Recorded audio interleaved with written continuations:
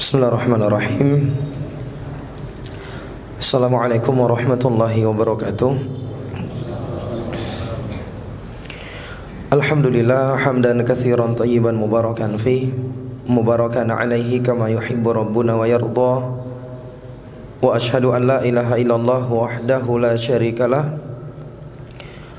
Wa ashhadu anna Muhammadan abduhu wa rasuluh sallallahu alaihi wa ala alihi wa sahbihi ajma'in, amma ba'd. Kaum muslimin dan muslimat jamaah salat maghrib rahimani wa rahimakumullah. Walhamdulillah, puji dan syukur tidak pernah bosan-bosannya untuk selalu kita panjatkan kepada Allah Rabbul Alamin atas berbagai limpahan nikmat dan karunia yang Allah Azza wa Jalla curahkan kepada kita semua hingga saat ini. Begitu pula salawat beriring salam selalu kita sanjung sajikan kepada junjungan kita Nabi besar Muhammad ibni Abdillah salawatullahi wassalamuhu alaih, kepada keluarga beliau, para sahabat beliau, serta orang-orang yang mengikuti jalan beliau hingga akhir zaman. Para jamaah yang dimuliakan Allah, alhamdulillah, kembali di malam hari yang berbahagia ini Allah subhanahu wa ta'ala mengumpulkan kita semua di tempat yang mulia ini. Kita semua berharap dan memohon kepada Allah, semoga Allah Azza wa Jalla memberkahi pertemuan kita ini dan menjadikan kita semua sebagai orang-orang yang mendapatkan kebaikan tatkala kita berpisah dari tempat yang mulia ini. Amin ya rabbal alamin. Para jamaah yang dimuliakan Allah, salah satu nikmat terbesar yang didapatkan oleh kaum muslimin dan didamba-dambakan oleh setiap muslimin tatkala mereka masuk ke dalam surga adalah bisa membersamai Rasulullah sallallahu alaihi wasallam di dalam surga. Ini adalah suatu hal yang didamba-dambakan oleh setiap muslim. Oleh karena itu, seorang sahabat yang bernama Rabi'ah bin Ka'ab al-Aslami, yang pada waktu itu sebagai salah seorang sahabat yang berkhidmat melayani Rasulullah sallallahu alaihi wasallam, pada suatu malam Rabi'ah bin Ka'ab al-Aslami ini datang membawakan air wudhu Nabi alaihi salatu wasallam. Lalu Nabi alaihi salatu wasallam mengatakan kepada dia, "Sal." Sebagai bentuk terima kasihnya Nabi kepada dia, Nabi mengatakan kepada Rabi'ah, "Sal, silakan engkau minta kepada saya. Minta apapun." Kira-kira kalau kita yang berada di posisi sahabat ini, apa yang kita minta kepada Nabi jemaah? Mungkin yang kita minta adalah perkara-perkara dunia. Namun yang diminta oleh Rabi'ah tidak itu jemaah. Yang beliau minta, beliau mengatakan, "Uridu murafaqatak fil jannah." Aku ingin membersamai engkau ya Rasulullah di dalam surga nantinya. Subhanallah, permintaan yang sangat besar. Sampai Nabi bertanya kepada sahabat tersebut, "Au ghaira dzalik?" Enggak ada permintaan yang lain. Kata Rabi'ah, "Huwa dzak." Cuma itu yang aku ingin ya Rasulullah. Cuma itu, membersamai Rasulullah sallallahu alaihi wasallam di dalam surganya. Kita semua berharap dan memohon kepada Allah, semoga Allah memberikan anugerah tersebut kepada kita semua. Tentunya jamaah yang dimuliakan Allah, untuk mencapai ini ada sebab-sebab yang harus kita lakukan. Ada upaya kita supaya kita bisa dikumpulkan bersama Nabi alaihi salatu wasallam di dalam surganya. Di antaranya adalah dengan memupuk kecintaan yang dalam kepada Nabi alaihi salatu wasallam. Dengan kita menumbuhkan kecintaan yang jujur terhadap Rasulullah sallallahu alaihi wasallam, inilah yang akan menyebabkan kita dapat dikumpulkan bersama Nabi alaihi salatu wasallam. Karena kalau kita ingin menyaingi sholatnya Nabi, kita nggak akan pernah bisa. Kita ingin menandingi puasa Nabi, tentu kita juga nggak bisa. Kita ingin menandingi sedekahnya Nabi, nggak bisa jemaah. Belum lagi kalau kita berbicara tentang amalan-amalan hati, bagaimana ikhlasnya Nabi alaihi salatu wassalam, bagaimana tawakalnya beliau kepada Allah, tentu kita nggak akan bisa jemaah. Namun di antara amalan yang bisa membuat kita dikumpulkan oleh Allah bersama Nabi alaihi salatu wassalam di dalam surganya adalah memupuk kecintaan terhadap Nabi alaihi salatu wassalam. Karena Nabi alaihi salatu wassalam pernah bersabda, "Al-mar'u ma'aman ahabba yaumal qiyamah." Seseorang akan dikumpulkan bersama siapa yang dia cintai nanti pada hari kiamat. Makanya Anas bin Malik ketika mendengar hadis ini hadis, kisahnya datang seorang Arab Badui kepada Nabi. Dia bertanya kepada Nabi, "Ya Rasulullah, mata sa'ah?" Ya Rasulullah, kira-kira hari kiamat itu kapan terjadi ya Rasulullah? Nabi balik bertanya kepada orang tersebut, "Wa madza a'datta laha?" Emangnya apa yang telah kamu persiapkan untuk hari kiamat itu? Maka orang tersebut menjawab, "Yang saya persiapkan untuk menghadapi hari kiamat lah bukan dengan banyaknya sholat ya Rasulullah. Kalau sholat saya akui, sholat saya nggak banyak. Puasa, sedekah juga demikian. Tetapi saya cinta kepada Allah dan Rasulnya." Lihat jawaban laki ini. Dia cinta kepada Rasulullah. Ini yang dia persiapkan untuk menyambut hari kiamat. Bekal yang tidak mudah untuk kita dapatkan jemaah. Cinta kepada Nabi. Maka mendengar ini Nabi mengatakan, "Al-mar'u ma'aman ahabbah." Seseorang akan dikumpulkan bersama siapa yang dia cintai. Anas bin Malik ketika mengomentari hadis ini kata beliau, "Demi Allah, kami tidak pernah bergembira sejak kami masuk Islam dengan kegembiraan yang lebih besar ketika kami mendengar hadis ini. Karena kami tahu amalan kami tidak sebanding dengan Rasulullah, amalan kami tidak sebanding dengan Abu Bakar, Umar. Namun kami cinta kepada mereka dan kami berharap dengan kecintaan kami akan dikumpulkan bersama mereka nanti di dalam surganya Allah Subhanahu wa taala." Cinta kepada Nabi. Dan mustahil, sekali lagi mustahil, seorang hamba bisa menanamkan cinta di dalam hatinya kepada Nabi alaihi salatu wassalam kalau dia sendiri tidak mengenal siapa Nabi. Mustahil seorang hamba mampu menanamkan cintanya yang jujur kepada Rasulullah kalau dia sendiri tidak pernah mengetahui bagaimana perjuangannya Nabi alaihi salatu wassalam, bagaimana perjalanan hidup Rasulullah, bagaimana akhlak mulia yang dimiliki oleh Nabi alaihi salatu wassalam, bagaimana sayangnya Rasulullah sallallahu alaihi wasallam kepada umatnya. Mustahil jamaah yang dimuliakan Allah. Oleh karena itu, pembahasan mengenai perjalanan hidup Nabi alaihi salatu wassalam itu pembahasan yang sangat penting jamaah. Bukan hanya di majelis kita ini, dimanapun kita bisa mendapatkan pengajian-pengajian yang membahas tentang perjalanan hidup Nabi, dipelajari jamaah. Paling minimalnya sekali seumur hidup kita sudah pernah mengkhatamkan pembahasan sirah Nabawiyah, supaya itu tadi tumbuh kecintaan di dalam hati kita.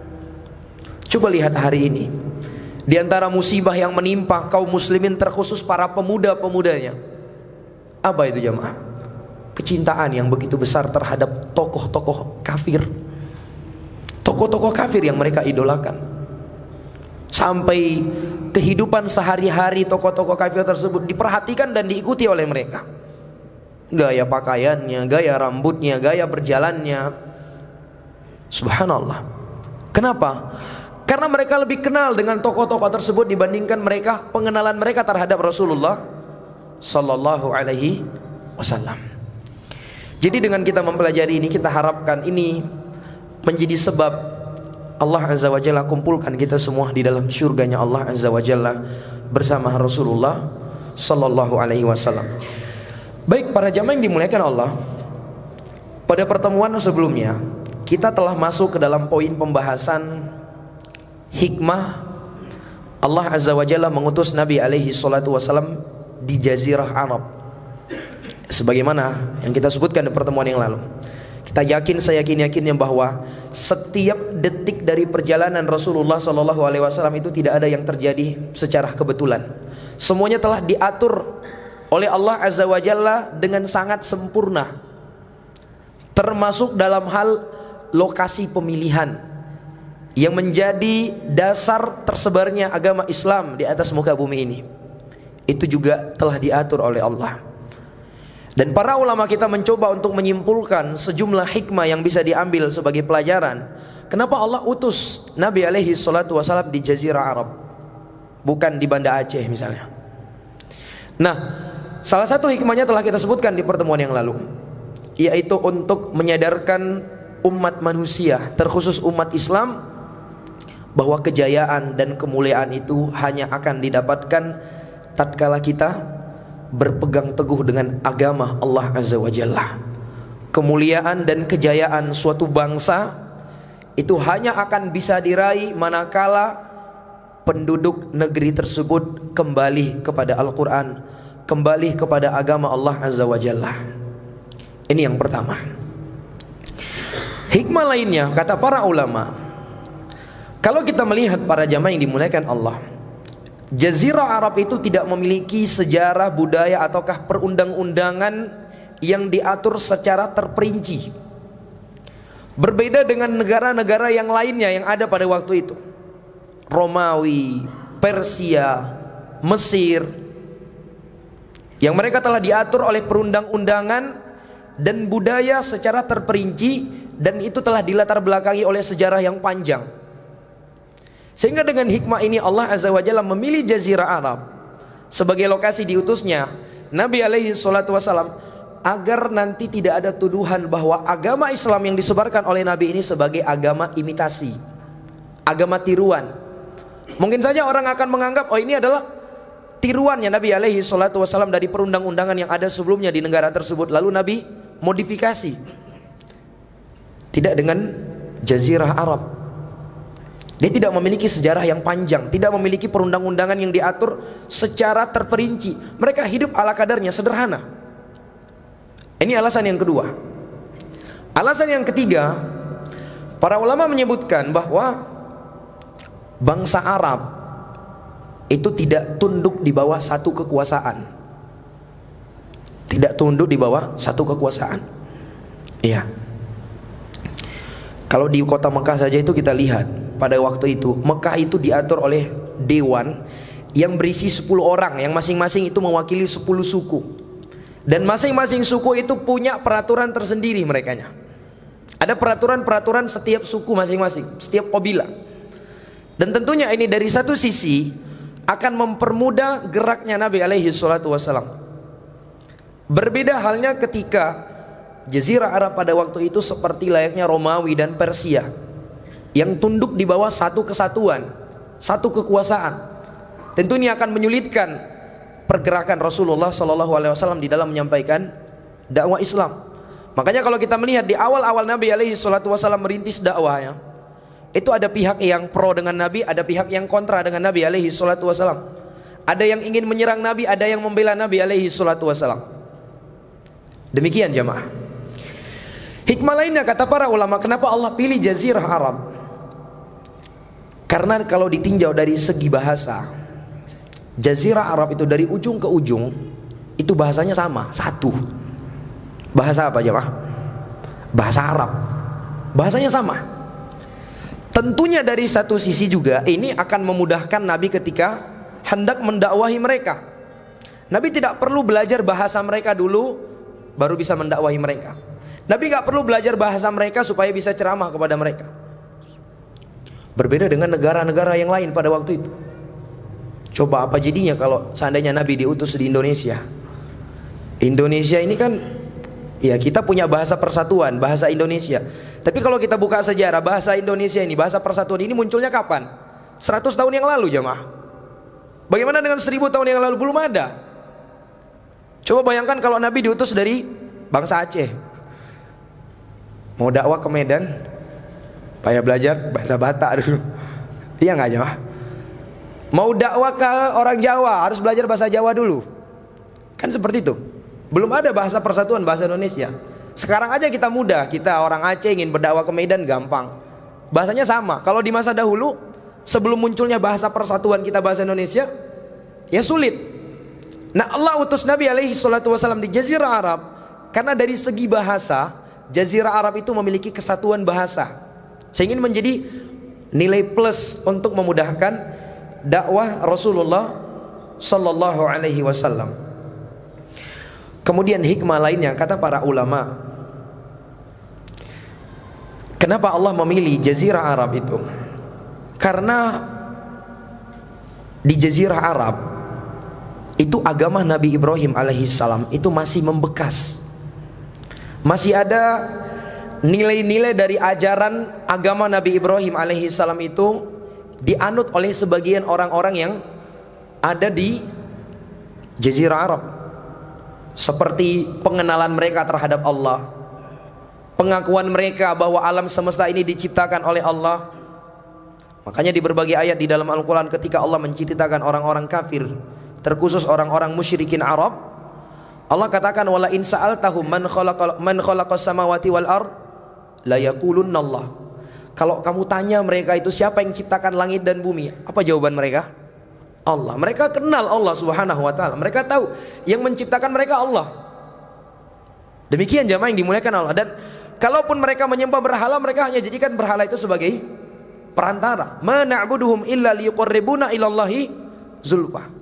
Kami enggak menyembah ini kecuali hanya agar mereka ini mendekatkan diri kami kepada Allah dengan sedekat-dekat, hanya menjadikan sebagai perantara. Berbeda dengan bangsa-bangsa yang lain pada waktu itu. Ada yang diantara mereka menjadikan Nabi Isa sebagai Tuhan, ada yang menjadikan api sebagai Tuhan mereka, ada yang menjadikan Buddha sebagai Tuhan mereka, ada yang menyembah matahari dan yang semisal dengannya. Sehingga dari sini para ulama menjelaskan bahwa salah satu fikih dakwah yang harus dipahami oleh setiap dai itu hendaklah dia memulai dari medan yang angka perselisihannya itu paling kecil. Karena di dalam berdakwah seorang hamba itu butuh kiat, butuh trik-trik. Di antara triknya yang bisa dipetik dari hikmah diutusnya Nabi alaihi salatu wasallam di Jazirah Arab adalah ketika seorang hamba itu ingin mendakwahi siapapun yang ingin dia dakwahi, keluarganya kah itu, temannya kah itu, hendaklah dia mulai dari angka perselisihannya yang paling kecil. Dia masuk dari pintu yang angka pengingkarannya itu kecil. Paham maksudnya jamaah yang dimuliakan Allah? Jadi kan kita paham sendiri karakter orang-orang yang akan kita dakwahi. Kita paham ini kalau masuknya dari pintu ini tentu akan mudah. Tapi kalau langsung saya tembak 12 pas, ini akan diingkarin. Misal jamaah yang dimuliakan Allah, seorang dengar kajian misalnya bahwa di rumah itu nggak boleh pajang foto makhluk bernyawa misalnya. Karena Nabi alaihi salatu wasallam mengatakan innal malaikata la tadkhulu baitan fihi suratun wa kalbun. Sesungguhnya malaikat-malaikat rahmat itu nggak akan masuk ke dalam rumah yang di dalam rumah itu terpajang foto makhluk bernyawa, ataukah di rumah yang ada di dalamnya anjing. Gak akan masuk malaikat. Nah tentunya ketika kita ingin menyampaikan ini, banyak cara yang bisa kita tempuh jamaah. Ada orang yang ketika dia pulang langsung dia turunkan semua foto, dihancurin semua, pecah. Ini kira-kira orang yang seperti ini diterima gak jamaah? Jarang diterima dakwah yang seperti ini. Dia ini foto keluarga ini dibeli mahal-mahal, dia pulang kajian diturunin, dipecahin. Kenapa? Ini haram. Wah, ini yang disalahkan ustadznya pasti. Di mana mengaji Cut Mutia. Wah, itu nggak jelas tuh.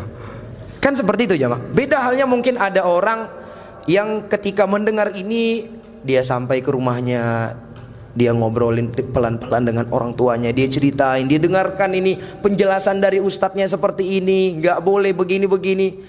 Tentu orang akan lebih mudah untuk menerimanya dibandingkan dengan langsung main aksi, turunkan pecahin. Ya, subhanallah. Ya, ini berat yang terima seperti ini. Jadi di dalam berdakwah itu juga kita harus ada trik. Ya, nggak boleh asal sembarangan qulil haq walau murra. Sampaikan kebenaran walaupun pahit. Takbir Allahu Akbar. Gak bisa jamaah yang dimuliakan Allah. Apa kata Nabi alaihi salatu wasallam? Yassiru wala tu'assiru, basyiru wala tunaffiru, kata Nabi alaihi salatu wasallam. Mudahkanlah, jangan kalian persulit. Berikan kabar gembira dan jangan kalian buat orang lari. Jangan dibuat orang lari. Jadi salah satu hikmah Allah utus Nabi alaihi salatu wasallam di Jazirah Arab, karena pada umumnya orang-orang yang ada di Jazirah Arab pada waktu itu mereka mengenal Allah. Tinggal kita meluruskan mereka bahwa pengenalan mereka terhadap Allah harus dibarengi dengan cara yang benar pula. Peribadahan yang benar hanya kepada Allah Subhanahu wa ta'ala. Ini hikmahnya. Hikmah lainnya kata para ulama adalah karena memang kota Mekah dari zaman dahulu, dari zaman Nabi Ibrahim, itu sudah menjadi pusat yang didatangi oleh manusia dari seluruh penjuru bumi. Dia menjadi pusat tempat peribadahan umat muslim yang berhaji ke Baitullah, ya, tempat pusat perdagangan orang-orang pada waktu itu. Sehingga di satu sisi ini akan memudahkan Nabi ketika ingin berdakwah. Makanya kalau kita melihat dalam sejarah, asal muasal masuk Islamnya kaum Ansor, orang-orang kota Madinah, dan terjadinya Baiat Aqabah itu kapan? Di musim haji. Ketika orang-orang berbondong-bondong datang ke kota Mekah ingin menunaikan ibadah haji, kesempatan tersebut dimanfaatkan oleh Nabi. Nabi datang kepada suku-suku yang ada pada waktu. Nabi tawarkan, qul la ilaha illallah tuflihu. Ucapkan la ilaha illallah, kalian akan beruntung. Dan ada sekelompok orang-orang Ansor pada waktu itu yang hatinya tergerak untuk apa? Untuk menerima dakwah Nabi. Dan sebabnya ini jamaah yang dimuliakan Allah, karena kita tahu di kota Madinah itu telah terjadi perseteruan yang sangat panjang antara orang penduduk asli kota Madinah dengan orang-orang Yahudi. Dan orang-orang Yahudi ini setiap kali berseteru dengan orang-orang Madinah, mereka selalu bilang, tunggu ya, nanti kalau diutus Nabi terakhir, kami akan perangi kalian bersama Nabi tersebut. Karena mereka paham, kalau pihak yang berperang dan dia berada di pihak Nabi, gak akan kalah. Dan orang-orang Yahudi paham bahwa akan ada Nabi terakhir yang Allah utus. Dan Nabi terakhir tersebut akan berhijrah ke kota yang ditumbuhi oleh banyak pohon-pohon kurma. Makanya orang-orang Yahudi rela tinggal di situ. Padahal kota Madinah itu dahulunya adalah kota yang rentan terkena wabah penyakit. Makanya nama sebelum dinamakan dengan Madinah apa namanya? Yathrib. Yathrib itu artinya malamah, celaan. Karena banyak wabah penyakit di kota Madinah. Tapi orang Yahudi rela tinggal di situ demi apa ini? Demi menunggu Nabi terakhir ini. Jadi setiap kali orang Yahudi berseteru dengan orang-orang Madinah, mereka selalu bilang, diancam nih, tunggu aja. Nanti kalau Nabi yang terakhir sudah diutus, kami akan perangi kalian bersama Nabi tersebut. Dan ancaman ini menjadi momok yang menakutkan bagi orang-orang Madinah. Mereka khawatir ini, kalau saja Nabi terakhir ini benar-benar diutus lalu memerangi kita bersama orang Yahudi, tamatlah riwayat kita, habislah kita. Nah, ketika orang-orang Madinah berangkat haji ke Mekah, mereka dengar di Mekah lagi ada berita yang viral. Apa berita viralnya? Ada seorang lelaki mengaku Nabi. Mereka jadi penasaran ini. Akhirnya mereka datang, beberapa orang pada waktu itu. Mereka datang ngobrol dengan Nabi. Mereka cocokkan. Ini cocok sekali ciri-cirinya dengan yang disebutkan oleh orang Yahudi. Ya udah, daripada orang Yahudi duluan beriman, diperangi kita, ya udah kita aja duluan beriman. Itulah yang menyebabkan mereka mudah menerima Islam, mudah menerima dakwah yang ditawarkan oleh Nabi alaihi salatu wasallam. Dan itu terjadi di musim apa?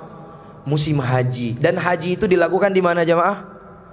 Di kota Mekah. Makanya Allah pilih kota Mekah sebagai titik dasar tersebarnya Islam itu, karena memang dari masa dahulu Mekah itu sudah didatangi oleh orang banyak.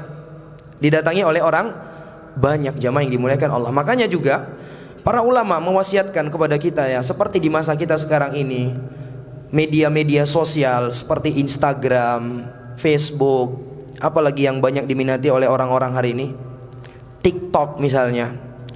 Boleh nggak kita berdakwah di situ? Jawabannya boleh, Pak jamaah. Bahkan itu adalah hal yang dianjurkan. Sebagaimana disebutkan oleh muridnya Syekh Shalih Al Fauzan menukilkan dari ucapan oleh Syekh Shalih Al Fauzan, menyebutkan jangan tinggalkan media-media sosial yang ada seperti Instagram dan yang semisal dengannya untuk kalian berdakwah, menyampaikan kebaikan di situ. Karena dahulu para nabi itu juga mendatangi kaum mereka untuk didakwai di mana? Nabinya nunggu di rumah atau datang ke tempat perkumpulan mereka? Datang ke tempat perkumpulan orang tersebut. Mereka datang didakwahi. Begitu juga hari ini jamaah yang dimuliakan Allah, tatkala banyak manusia berkumpulnya di media sosial tersebut, kalau hanya kita tunggu mereka datang ke masjid, mereka datang-datang jamaah. Iya enggak? Enggak datang-datang. Ya contohnya sebagian besar dari kita mungkin aja ada yang hatinya tersentuh awal-awalnya dari postingan-postingan yang ada di media sosial, akhirnya nyari masjid. Kan begitu jamaah.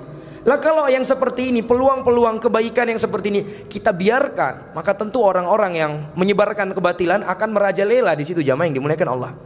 Jadi silahkan tentunya dengan bekal ilmu dan aturan-aturan yang berlaku di dalam hal tersebut. Jangan sampai kita berniat ingin menyebarkan kebaikan justru membuat kerusakan yang lebih banyak tentunya jamaah.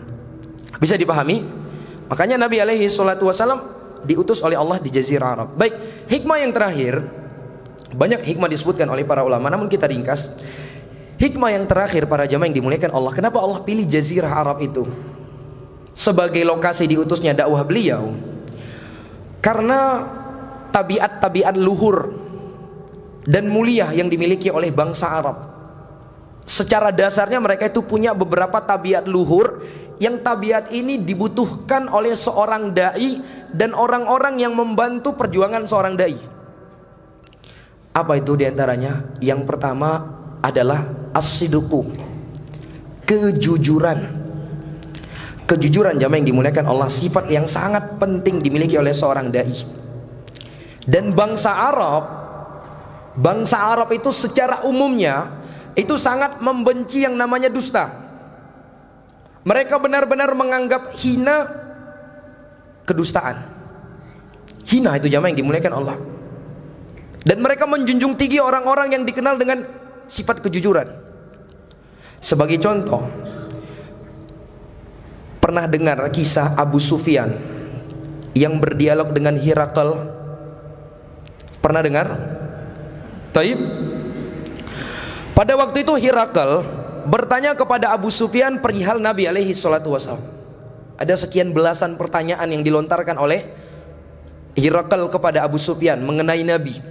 Mulai dari nasabnya, bagaimana kedudukannya, bagaimana jumlah pengikutnya, bagaimana orangnya. Tapi yang ajibnya, padahal Abu Sufyan pada waktu itu yang merupakan utusan orang-orang Quraisy untuk merendahkan Nabi alaihi salatu wasallam, Abu Sufyan menjawab semuanya itu dengan kejujuran. Ditanya tentang nasabnya, dia ini berasal dari nasab yang paling mulia. Ditanya oleh Hirakal, gimana menurut kamu orang yang mengaku Nabi ini? Apakah sebelumnya dia pernah dikenal sebagai orang yang berdusta? Dia bilang enggak. Dia ini terkenal sebagai orang yang jujur di tengah-tengah kami, wahai raja. Padahal jamaah yang dimuliakan Allah, Abu Sufyan kalau ingin berdusta demi menurunkan image Nabi alaihi salatu wasallam di mata Hirakal, beliau sangat bisa. Dan orang-orang yang bersama beliau pada waktu itu pasti akan bela beliau. Tapi begitulah sifat dasar yang dimiliki oleh bangsa Arab. Sehingga Abu Sufyan ketika ditanya kenapa engkau jangan berdusta pada waktu itu, kata Abu Sufyan, fa wallahi law kadzabtu ma raddu alayya walakinni kuntum ra'an sayyidan atakarramu 'anil kadzib. Dia mengatakan, demi Allah, andai aku berdusta tentang Nabi Muhammad ini, tentang si Muhammad ini, maraddu alayya, maka teman-temanku tidak akan membongkar kedustaanku. Mereka akan dukung saya ini kalau seandainya saya berdusta. Akan tetapi kata beliau, ini aku adalah seorang yang terhormat, dan kedustaan itu adalah sebuah kehinaan bagi saya. Ini sifat yang harus dimiliki oleh setiap muslim tentunya, terkhusus seorang dai. Harus adanya kejujuran para jamaah yang dimuliakan Allah, jujur. Baik, sifat lainnya yang dimiliki oleh bangsa Arab yang sudah menjadi tabiat mereka adalah kedermawanan, al-karam, kedermawanan. Dan ini sudah menjadi tabiat dasar mereka bangsa Arab. Sifat apa? Kedermawanan. Makanya kalau kita melihat di dalam sejarah bagaimana para sahabat-sahabat itu di dalam membantu Nabi alaihi salatu wasallam mengembangkan dakwah Islam itu, Tidak sedikit-sedikit mereka di dalam berinfak. Abu Bakar ketika berinfak sebagaimana yang pernah diceritakan oleh Umar bin Khattab. Abu Bakar ini terkenal sebagai sahabat yang kaya raya ini jemaah. Sebelumnya dia sering mengeluarkan harta yang banyak sekali untuk membebaskan para budak-budak. Membebaskan siapa? Para budak. Di antara yang dibebaskan oleh Abu Bakar siapa? Bilal bin Rabah. Dibebaskan dengan harga yang sangat mahal, tanpa mengharapkan imbalan apapun. Bagaimana Abu Bakar menyiapkan pasukan perang dengan mengorbankan harta yang begitu banyak. Jadi dia orang kaya. Suatu ketika Umar bin Khattab, Nabi alaihi salatu wasallam menghasung para sahabatnya untuk bersedekah. Maka Umar bin Khattab pada waktu itu sudah bertekad, saya hari ini ingin mengalahkan Abu Bakar di dalam bersedekah. Sehingga dia datang membawa hartanya yang sangat banyak di hadapan Nabi. Nabi tanya kepada Umar, apa yang kau tinggalkan untuk keluargamu wahai Umar? Kata Umar bin Khattab, mislah, semisal dengan yang aku bawa inilah yang aku tinggalkan untuk mereka. Artinya apa? Hartanya dibagi dua, separuhnya diinfakkan. Coba bayangkan, kita punya aset, di total aset kita 10 miliar, infaknya 5 miliar. Berat gak ini jamaah? Berat jamaah. 5 miliar infak Umar bin Khattab. Kata Umar, sepertinya ini kalaupun ada momen saya mengalahkan Abu Bakar, disinilah momennya. Nggak tanggung-tanggung nih, setengah dari asetnya diinfakkan jamaah. Tidak berapa lama datanglah Abu Bakar As-Siddiq membawa infak juga, yang juga nggak tanggung banyaknya. Sehingga Nabi tanya kepada Abu Bakar, apa yang kau tinggalkan untuk keluargamu wahai Abu Bakar? Katanya, Allah dan Rasulnya. Yang ku tinggalkan untuk keluargaku hanya Allah dan Rasulnya. Artinya apa nih jemaah? Habis. Punya aset anggaplah 10 miliar, yang diinfakkan berapa? Ya 10 miliar. Yang disisakan untuk keluarganya berapa? Allah dan Rasulnya. Subhanallah. Coba lihat, nggak tanggung-tanggung itu jamaah yang dimuliakan Allah. Lihat pula bagaimana seorang Abdurrahman bin Auf pernah menginfakkan kafilah dagang beliau. Kafilah dagang punya Abu Sufyan, Abdurrahman bin Auf. Abdurrahman bin Auf juga terkenal sahabat yang kaya. Beliau itu pernah menginfakkan kafilah dagangnya untuk keperluan jihad di jalan Allah. Itu lebih dari 700 ekor onta beserta muatannya untuk keperluan perang di jalan Allah. 700 ontanya saja itu sudah cukup mahal pak. Kalau harga sapi aja di tempat kita sekarang kisaran 20 juta, onta lebih mahal dari itu jamaah. 700 onta. Dan tidak kosong ontanya aja, beserta barang dagangannya diinfakkan untuk keperluan jihad. Coba kalau sekiranya jamaah yang dimuliakan Allah, orang-orang yang membersamai Nabi pada waktu itu, orang-orang yang mengelilingi Nabi pada waktu itu adalah orang-orang yang pelit. Coba lihat pula bagaimana Khadijah selaku istri Nabi alaihi salatu wasallam nggak tanggung-tanggung di dalam membantu dakwah Nabi alaihi salatu wasallam. Di saat yang beriman kepada Nabi hanya segelintir orang, masih hitungan jari yang beriman kepada Nabi, tapi Khadijah mampu membantu Nabi dengan hartanya yang begitu banyak. Coba kalau sekiranya orang-orang yang membersamai Nabi pada waktu itu adalah orang-orang yang pelit, orang-orang yang perhitungan dengan harta mereka, sulit tersebarnya Islam para jamaah yang dimuliakan Allah. Karena untuk menyebarkan Islam itu bukan hanya tugas para ustadz. Semua kita punya andil. Yang punya ilmu dengan ilmunya, yang punya harta dengan hartanya, yang punya tenaga dengan tenaganya, yang punya syafaat dengan syafaat yang dia miliki. Dakwah itu tugas kita semua para jamaah. Bukan hanya tugas ustadz yang berceramah. Kalau hanya semata-mata dari ustadz, ya nggak akan bisa lah jamaah yang dimuliakan Allah. Nggak bisa. Harus ada yang bantu share kajian, ya nggak jamaah. Kalau nggak ada yang bantu share kajian, mana ada orang tahu sini ada kajian? Diam-diam aja semua. Ustadznya datang sendiri diam, ceramah. Mana ada yang tahu para jamaah yang dimuliakan Allah? Mungkin yang datang juga nggak seramai ini. Jadi semua punya andil. Makanya di dalam Al-Quran banyak sekali Allah Azza wa Jalla menceritakan jihad itu bukan hanya dengan jiwa dan raga kita, tapi juga dengan harta. Allah Azza wa Jalla mengatakan, alladzina amanu wa hajaru wa jahadu fi sabilillahi bi amwalihim wa anfusihim a'zamu darajatan indallah wa ulaika humul faizun. Dan orang-orang yang beriman lalu berhijrah dan mereka berjihad di jalan Allah dengan harta benda mereka dan jiwa-jiwa mereka. Allah sebutkan di dalam ayat ini dua bentuk jihad. Berjihad dengan harta dan berjihad dengan jiwa dan raga. Mungkin ada orang dari segi tenaga dia nggak sekuat orang yang lain, tapi dia punya kemampuan untuk membelikan kuda bagi orang tersebut. Dia bantu jemaah. Sudah, makanya ada kisah diceritakan oleh Nabi alaihi salatu wasallam, masuk surga 3 orang gara-gara satu apa jemaah? Satu anak panah. 3 orang masuk surga karena satu anak panah. Subhanallah. Ternyata ceritanya anak panah ini ditembakkan kepada musuh, orang kafir. Dan sebab terciptanya anak panah ini andil 3 orang. Ada yang membeli bahan bakunya, ada yang merautnya, dan ada yang menembakkan. 3 orang masuk surga semuanya. Subhanallah. Bisa dipahami para jamaah yang dimuliakan Allah? Baik, watak lainnya yang dimiliki oleh mereka tentunya adalah keberanian. Dan keberanian ini juga salah satu sifat dasar yang harus dimiliki oleh siapa saja yang berdakwah di jalan Allah. Harus ada sifat keberanian. Dan ini dimiliki oleh bangsa Arab. Mereka itu bangsa Arab, mati demi membela pendapat mereka itu hal yang biasa. Mati demi membela keluarga, teman, kerabat itu hal yang biasa bagi mereka. Jadi kalau sekiranya Nabi bersama para sahabat-sahabat yang mendampingi beliau adalah para penakut, nggak akan ada kita kenal perang Badar. Perang Badar itu 1:3. Jumlah kaum muslimin 319 orang. Ada yang mengatakan 317, intinya 300.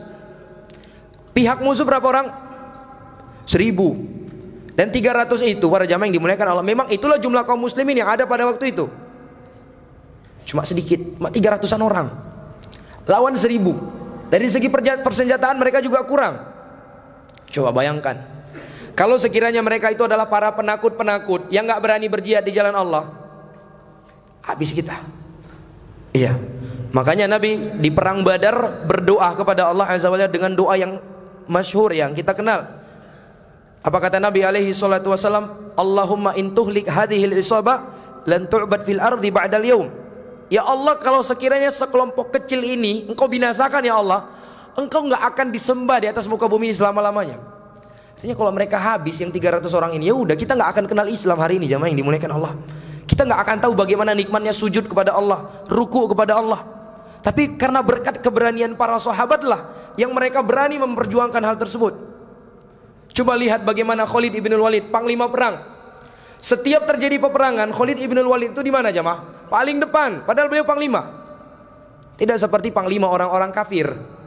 Panglima orang-orang kafir kalau perang, tahu panglimanya di mana? Di tengah, dibentengi dengan pasukan. Yang maju pion-pion. Tapi Khalid ibn Walid, subhanallah, ketika terjadi perang beliau paling depan. Lihat bagaimana Al-Barok bin Malik yang rela melemparkan dirinya demi menembus benteng musuh yang berjumlah 4.000 orang pada waktu itu. Kalau tidak salah itu terjadi di perang Khaybar. Setelah dikepung beberapa hari tidak bisa juga, seorang sahabat yang bernama Al-Bara bin Malik, dia rela melemparkan dirinya pakai manjanik. Tahu manjanik? Manjanik itu katapel besar yang bisa melontarkan orang. Dilemparkan masuk ke dalam bentengnya untuk bisa membuka gerbang. Di dalamnya 4.000 musuh, coba jemaah. Kalau kita yang berada di posisi orang itu sudah dikepung berapa hari, dan kita pulang aja lah, dan kayaknya nggak rezeki kita ini ngalahin orang ini, pulang aja lah kita. Penting innamal amalu binniyat, kita sudah niat, udah dapat pahala. Kan mungkin seperti itu kita jemaah. Mereka tidak, pemberani. Baik, ini dia beberapa karakter-karakter yang dimiliki oleh bangsa Arab secara tabiat, sehingga dengan hal ini Allah Subhanahu wa taala menjadikan Jazirah Arab itu sebagai lokasi diutusnya Rasulullah sallallahu alaihi wasallam. Baik, ada hikmah lainnya jemaah yang dimuliakan Allah yang disebutkan oleh para ulama. Di antaranya, karena tersisa waktu sangat sedikit, tanggung kita masuk ke dalam pembahasan yang lain. Ada hikmah lain disebutkan oleh para ulama. Di antaranya Kalau kita melihat para jamaah yang dimuliakan Allah, Jazirah Arab itu adalah wilayah yang panas dan tandus. Dia wilayah panas dan tandus. Mungkin kalau orang-orang yang pernah berangkat haji, ya, haji atau umroh di musim panas itu bisa merasakan bagaimana panasnya. Angin berhembus, bukan sejuk, panas. Panas luar biasa jamaah. Belum lagi tandus padang pasir. Sekarang aja banyak bangunan-bangunan indah kelihatannya, ya kan? Dahulu mana ada jamaah yang dimuliakan Allah. Sekarang aja kita berangkat umroh itu enak, panas, masuk ke dalam masjid pakai AC sentral, kedinginan malah kita. Atau masuk ke dalam hotel, kedinginan, pakai AC. Di masa dahulu mana ada itu jamaah yang dimuliakan Allah. Nabi ketika berangkat umroh dari Mekah ke Madinah, mikot di Dzulhulaifah, berangkat ke Mekah, itu perjalanannya 12 hari. Jalan kaki dan naik kuda 12 hari. Kita kan sekarang naik bus 12 hari jamaah yang dimuliakan Allah. Panas ditahankan sama mereka. Nah, berdasarkan kondisi wilayah itulah salah satu menjadi poin yang dengannya Allah utus Nabi alaihi salatu wasallam di Jazirah Arab. Kenapa? Karena dengan wilayah yang seperti itu membuat mereka secara tidak langsung terlindungi dari kekuatan-kekuatan besar yang ada di luar, seperti kekuatan Romawi, Persia. Kenapa mereka Romawi dan Persia ini tidak menjaza Mekah pada waktu itu? Karena yang mereka pikirkan, ini lokasinya tandus, panas. Untuk bisa sampai ke situ menghabiskan, harus menempuh perjalanan yang sangat jauh sekali, sangat jauh. Dan kalaupun berhasil ditaklukkan, tidak memberikan keuntungan apa-apa. Beda kalau kita dijajah Indonesia, banyak rempah-rempahnya, ya kan? Kalau Mekah, Madinah yang dijajah, apa yang didapatkan jamaah? Minyak baru-baru ini aja itu jamaah. Dulu belum ada minyak, ya kan? Baru-baru ini aja ketahuan bahwa Arab Saudi penghasil minyak. Di bawah tanah mereka itu banyak minyak yang begitu luar biasanya. Kan baru sekarang ketahuannya. Dahulu di masa Nabi, ada pernah dengar Abu Bakar pernah jual minyak, penguasa minyak? Kan nggak ada jamaah. Tandus panas. Sehingga di satu sisi ini menjadi benteng yang melindungi Mekah dari kekuatan-kekuatan besar yang ada di luar pada waktu itu. Baik. Kemudian juga disebutkan oleh para ulama bahwa Jazirah Arab itu secara geografis dia terletak di tengah-tengah peta dunia. Ya. Mekah itu titik dunia ini, itu tengahnya itu di Mekah. Makanya di dalam Al-Quran Allah sebutkan Mekah itu apa? Dengan Ummul Qura, induk dari negeri-negeri, induk dari kota-kota yang ada di atas muka bumi ini. Titiknya itu di mana? Di Mekah. Makanya sedikit di pembahasan kenapa sering sekali Arab Saudi lebih dahulu puasa Lebaran dibandingkan Indonesia. Sebagian mereka memperjelas bahwa yang benarnya kita ini nggak lebih dahulu 4 jam dibandingkan Arab Saudi. Tapi yang benarnya kita ini telat 20 jam dibandingkan Arab Saudi. Kenapa? Karena titik dasar permulaan perhitungan waktu dunia itu harusnya dimulai dari mana? Dari Arab Saudi, dari Mekah. Karena Mekah itu adalah titik pertengahan bumi. Dan ini para jamaah yang dimuliakan Allah sudah dibuktikan oleh sejumlah ilmuwan-ilmuwan muslim. Salah seorang ada ilmuwan Islam ya, yang membahas hal tersebut, yang berasal dari Mesir, saya lupa namanya.